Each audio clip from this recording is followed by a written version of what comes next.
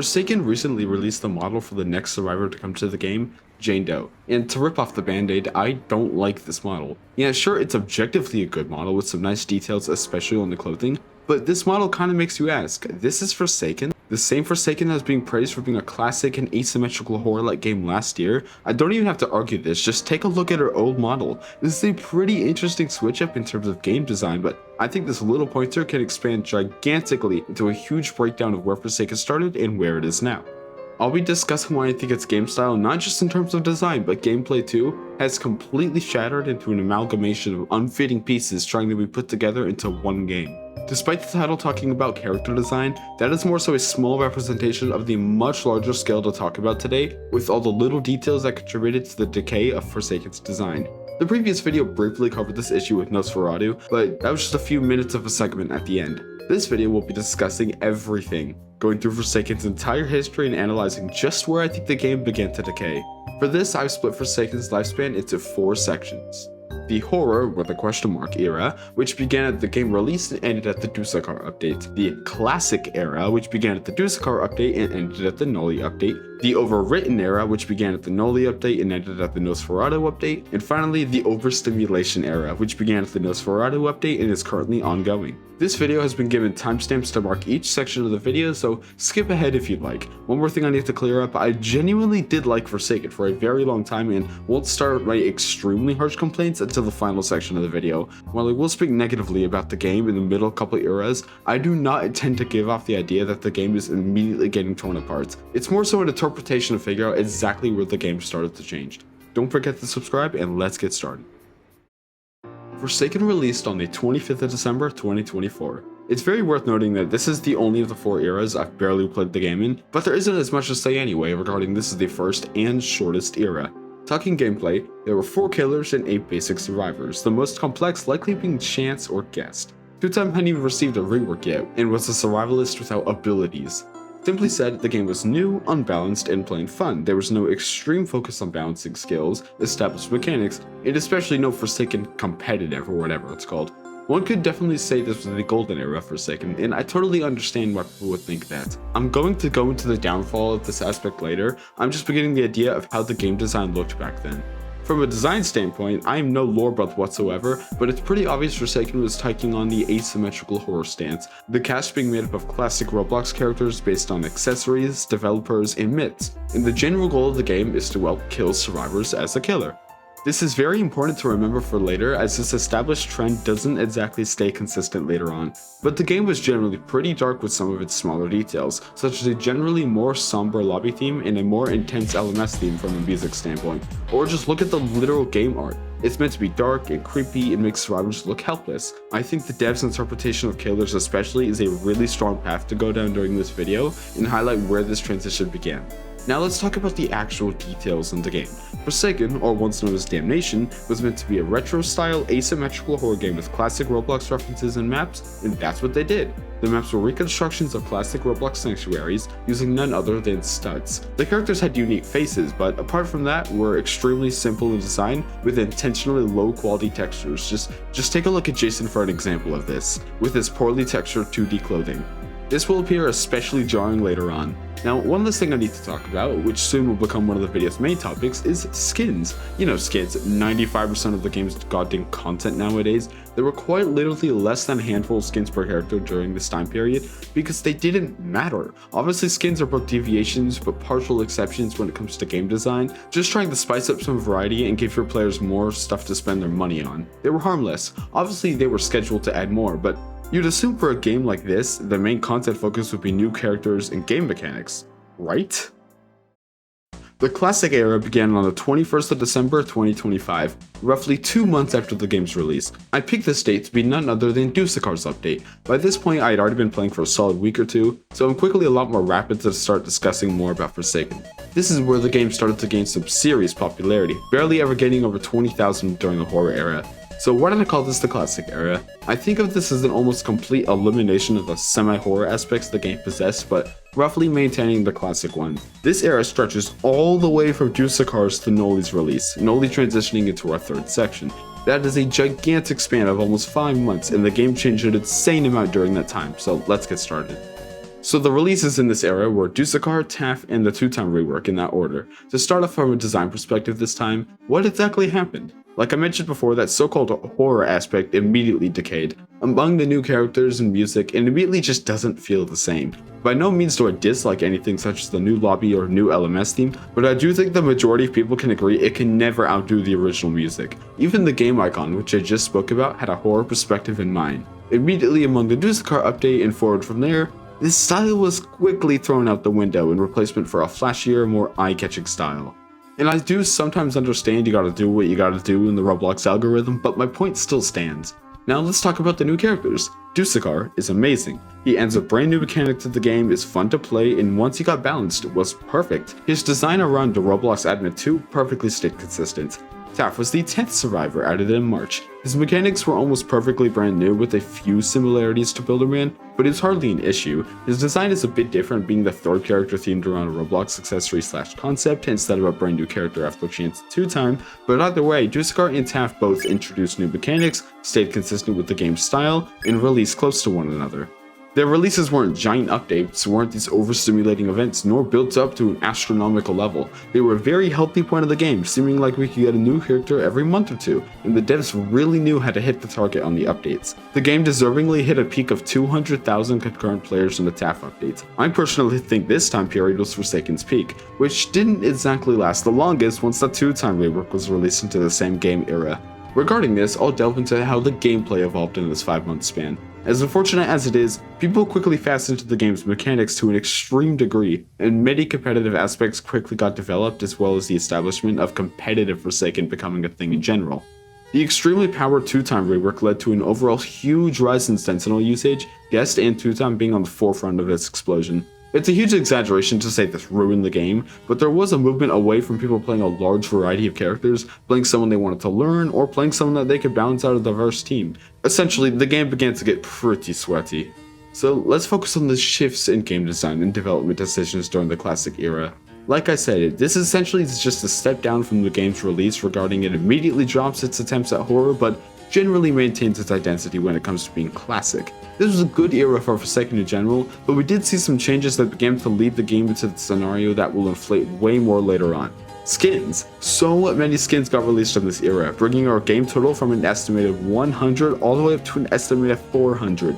Many of these were the long-awaited milestones, which are fine, as well as bundles such as Earth Day skins, and the two-time rework adding just so many, especially for two-time, and other patches that just poured dozens of skins into the game to keep people satisfied till updates. It was getting pretty silly just scrolling down the update logs and just imagining the sheer amount of time put into making these cosmetics for users to strive for, over focusing on actual mechanical updates and introducing new ways to play themselves. To look into the skin design themselves, this subversion of development attention became even more clear. Skins started to become more and more high quality with more unique aspects about themselves, such as literally just to select a random skin from a random update, you got poached John Doe, with detailed clothing, a uniquely modeled arm, and tons of effects. But to be honest, I didn't mind some of this whatsoever. Remember, these skins were just released in chunks alongside larger changes to the game, plus they're truthfully non-canonical to a game's style, even if hindering it just a little bit. In summary, this era of Forsaken lost a little bit of identity, but was solid in general. Still, it's worth noting the beginning of the end regarding this era of Forsaken, planting the problematic seeds that will slowly grow into a disaster once we begin to move into the Overwritten Era. Oh boy, here we go. This is where you begin to see my tonal shift in this video, where it becomes harder and harder to appreciate some of the decisions Forsaken has made. So, why is it called the Overwritten Era? Partially because I wanted to use a cool looking word, but this basically refers to the saturated and over-amplification of the updates. There were 3 big updates in this era, the Nully, Slasher, and Sixer updates. These updates are significantly larger than anything we've seen before, and especially the Nully and Sixer update, coming with professionally animated trailers, names, tons of art, and schedules. The wait was several months for each of these instead of just a few weeks, and dropped 1 to 2 characters, some maps, maybe some changes. No, it was skins. An absolute bombshell of skins in each update. In fact, just about 300 skins from these few updates alone. But instead of going over that yet, let's talk about each of these 3 updates separately. Like I said, the Noli update was the first huge update to Forsaken, hitting 1.2 million concurrent players at its peak after literal months of build-up, fake release dates, and controversy. It basically had become a meme that Noli was in development hell and would never come out, especially after being hindered by the developer transition controversy. The new leads of the game seemed to have a new idea of how to take their updates. Previously, any new character had a release which was not to say underwhelming, but a smaller event. They would tease some art and a quote a couple days beforehand, but that's all. The Noli update, also notably the first killer update, would get an animated trailer, more art, and even a public beta test beforehand, which honestly was more about building hype than anything. And when the update happened, it was clear that this was meant to just be a comically large update, with almost 100 skins of a list that just kept going, 2 new maps, and of course Noli himself. This trend most directly continued with the 6er update, another mind-bogglingly large update just filled with stuff atop the new character drops. Both these updates definitely felt different compared to the old ways the developers would handle the updates. They were treated much more like absolutely massive events which needed months of hype and teasers, and you could argue that they didn't really meet up with the hype when it came to the surprisingly minimal gameplay changes, 1 or 2 new characters, and some maps. These are updates that we waited months for as opposed to just 2 to 4 weeks like previously, with a major character being monthly from February to April, and then no more characters till July and October. Well, in basically November. Updates got slowed, and I mean slowed way down. Anyways, these new characters are pretty different compared to what we're used to. Obviously, movesets need to evolve throughout a game's life, and for the most part, to feel fresh and unique for every update. That isn't exactly how most people saw this, though. Noli and 6 were both heavily criticized for both having this dash-like mechanic that their entire moveset surrounded, and their primary gimmick being thrown off to the sidelines, like hallucinations and, less of an issue, blood hunt for 6er. In general, I can see where people are coming from with these movesets for the most part. While I do see some similarities getting on people's nerves, with Void Rush and Demonic Pursuit being a quote-unquote dash slop move, the developers really did make some more unique and interesting ideas with hallucinations and blood hunt to generally shake up the formula. However, they wouldn't maintain this character consistency for too long, but that's to be about in the last section. Anyways, let's talk about skins. Yes, once again, but now they're actually extremely significant, and this is where they really need to be getting discussed seriously. The Slasher update, being midway between our big character updates, was the first major Forsaken update to have no new character and instead be focused around the redesign and skins. Precisely almost 80 new skins. This update was justifiably not received well, being the first clear sign that developers thought cosmetics were enough to satisfy another fully fledged update, piling another 77 onto the list. And these skins have fully pulled away from the retro appearance definitive with the game. I won't fully criticize them for not aligning with the game style, simply due to not being canonical, but it's still pretty jarring seeing a hyper-detailed 3D model with fluid animations running around on studs. And this wasn't just 1 or 2. Most skins added have started to have an insistence on unique elements from constant chase themes to matter if they fit into the game or not, animations, and 3D modeled clothing that all really started to blend together.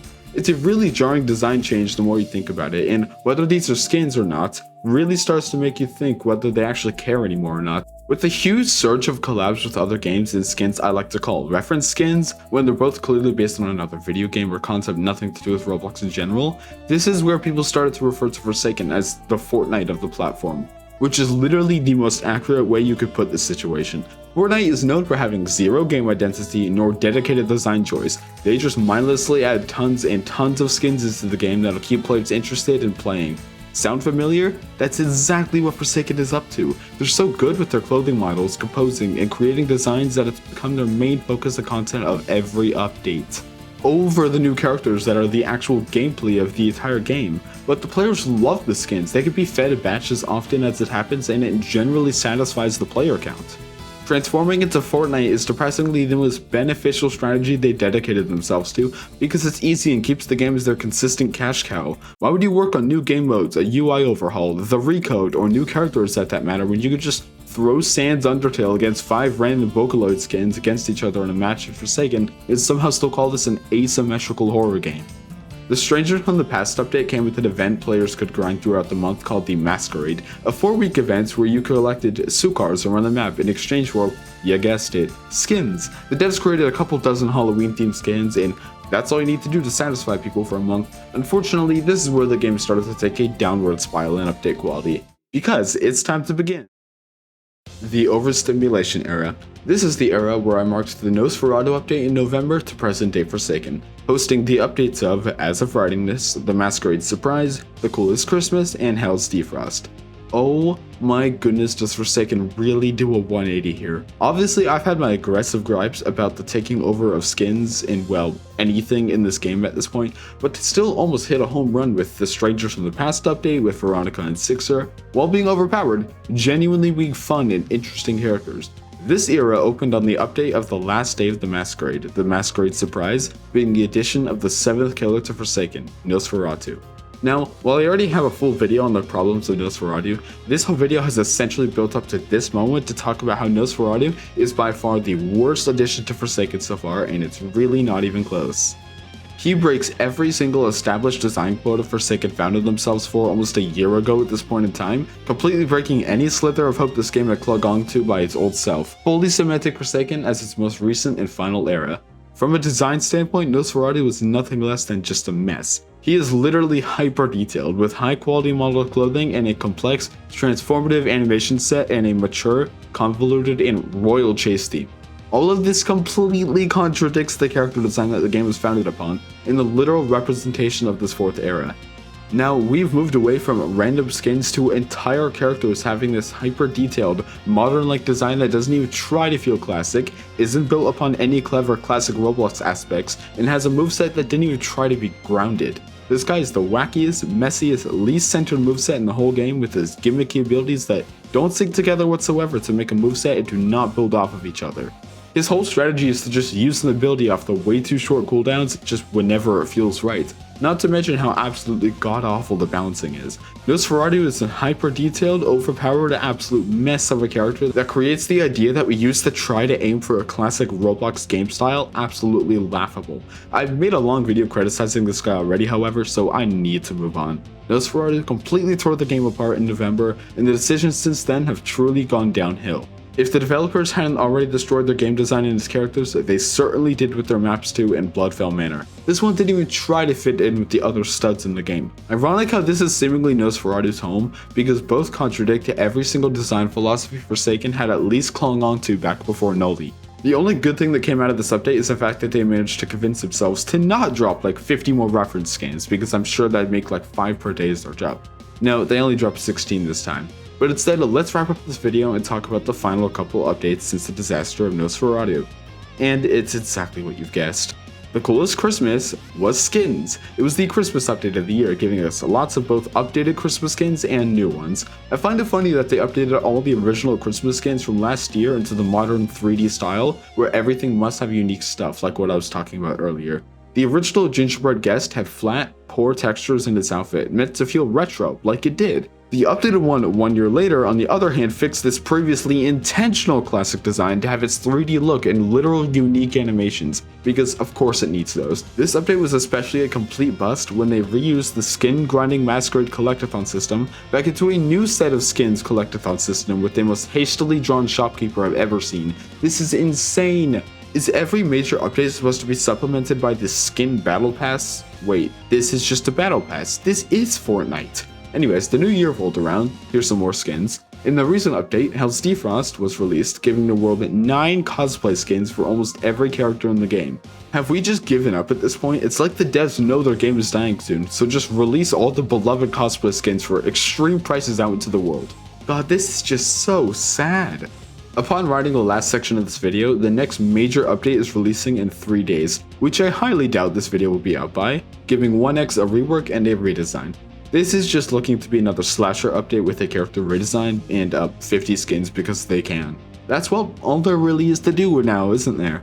Forsaken has completely fallen off over the past year, using the game's banners to elevate my points here. From an asymmetrical and classic Roblox game style to a glorified Fortnite-like fashion show where it's usurped these original classic Roblox characters, thrown them into shiny outfits, and made them have a snowball fight in the banner.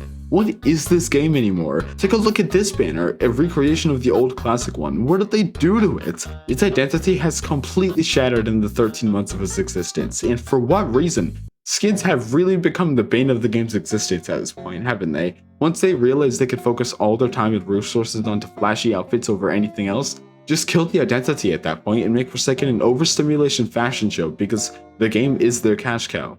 Anyways, that's enough of this rant about the game's design and falloff. Ironic I critique skin design so hard from a game designer's standpoint, just to end up blazing them in my monstrous skin ranking. I'm making good progress on that now, so I'll suppose I'll go work on that. Thanks for watching, and I hope you have a great rest of your day.